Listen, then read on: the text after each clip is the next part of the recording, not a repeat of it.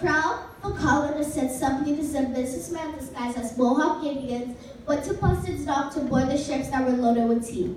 Tonight, they would do something that would change the history of our country. The British crew was sleeping when suddenly they heard a loud noise. One of the crew members woke up and saw the Indians climbing aboard the ship.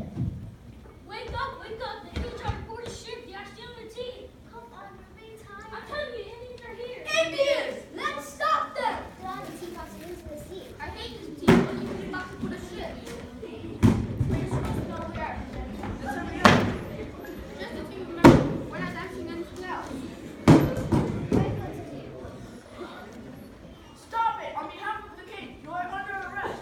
This is a ship from the England Royal Navy. You must be loyal to the king and obey the laws of England. We do not obey those laws. We live in a free country. Let's abandon the ship or use our country. Let's get in the water.